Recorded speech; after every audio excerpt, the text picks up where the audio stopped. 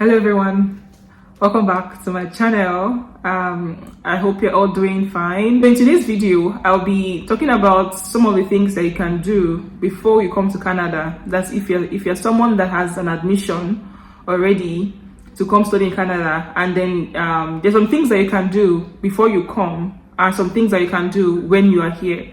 So like the first few weeks that you arrive in Canada, this video would kind of help you to know what to do if you're new in Canada. So before you come to Canada, right, you would of course have checked online to see where you're coming to, what province you're coming to, what it's like in the province, things that you might need to get ready, right? So that's the first thing you have to do. You have to check the province you're coming to.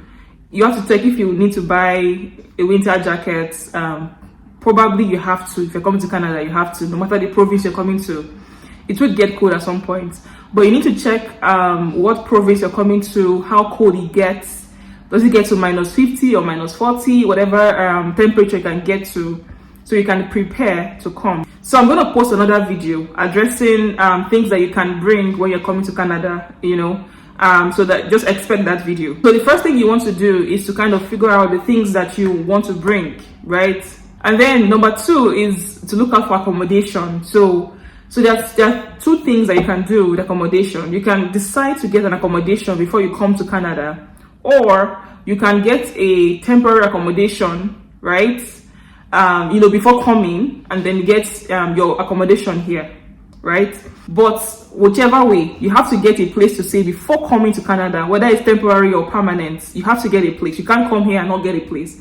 So you have to get, whether it's Airbnb or a house or an apartment, you have to book accommodation before coming, book where you stay before coming. So that's something you need to also do as well. And of course, you might have already booked your flights. Of course, those ones are, of course, it's a given for you to book your flights and all of that. So that's the flight date will determine, what time you book the Airbnb or what time you get your apartment and stuff. So once you arrive in Canada, right, you've gone through all of the process at the airport, you arrive in Canada, and you start to live in Canada, you've gotten your accommodation, right? The next thing you need to do is to get a bank account.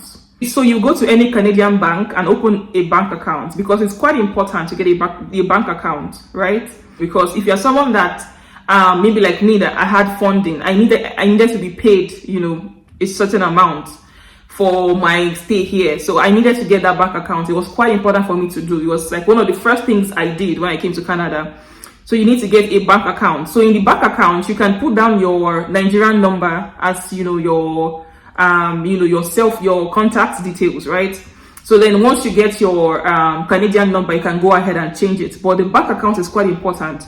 If you're someone that probably wants to get funded, you need that detail, very important.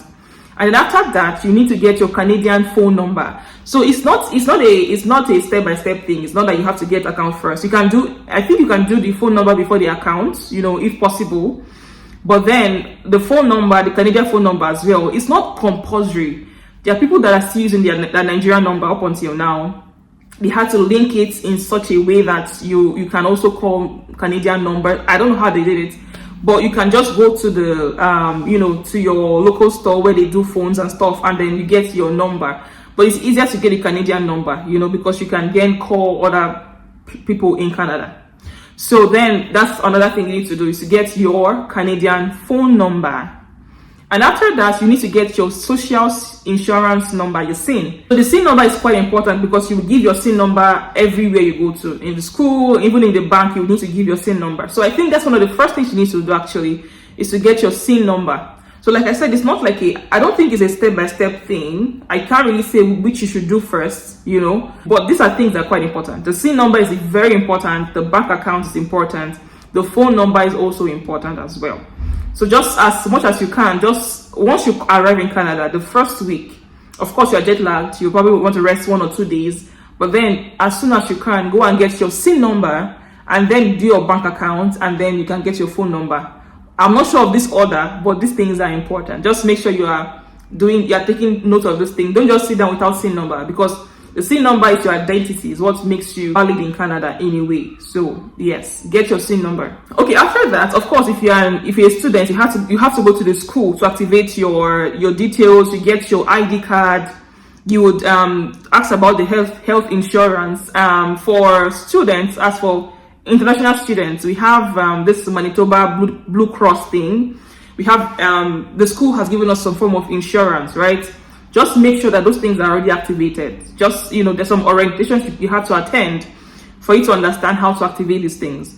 So you need to go to school, get your school ID card, you put down your emergency contacts and some stuff. Just make sure that you're following everything you need to follow so that they can have your details in school, right? After that, this is going to be for your school, but particularly for your school. Make sure you follow all of the directions that the school wants you to follow. You need to register for the courses. Make sure you are attending orientations. They're very important. Don't skip those orientations. They're very important because they're the ones that will tell you what to do as a new student, right? They will tell you where to go to.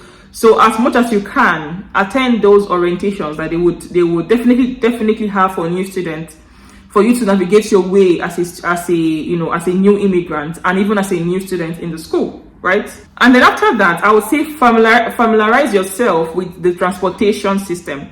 In the school as well, they have this thing called the PEGO card. That's for my school, for U of M, University of Manitoba. There's a bus pass that they give us. It's part of the fees we've already paid, right? So you get that bus pass, and then that's how you navigate your way if you don't have a car to school, to and fro. So you need to make sure that you go to school. That's if it's available in your school, and get this card, the bus pass, for you to kind of figure out how you will go around Canada, right? And of course, if you can, try to get to know your environment, the place that you find yourself. Try to know where the grocery stores are, where the medical center is. Try to get to know your environment in case you need anything. These are things that are quite important. Don't just stay in one place and just be on your own. Like I said in my previous videos, coming to Canada can be quite it can be quite tasking. It's a big process. So you need a community to help you, make your way kind of simple. So find people that are, of course, like the people that are Nigerians, if you're a Nigerian person around you that will tell you or help you to navigate your way. So try to get people around in your courses and stuff like that that will help you. These are things that would help you not be lonely or help you not lose your way. It's very easy to get lost physically. It's very easy to miss your way. So just try to get people around that can tell you, that can help you. People that have been here before, try to get them, talk to them, and they will help you. And then if you have time, just try to go around your surroundings just to know where things are. And lastly, I would say that make sure you look at what the requirement of your visa is.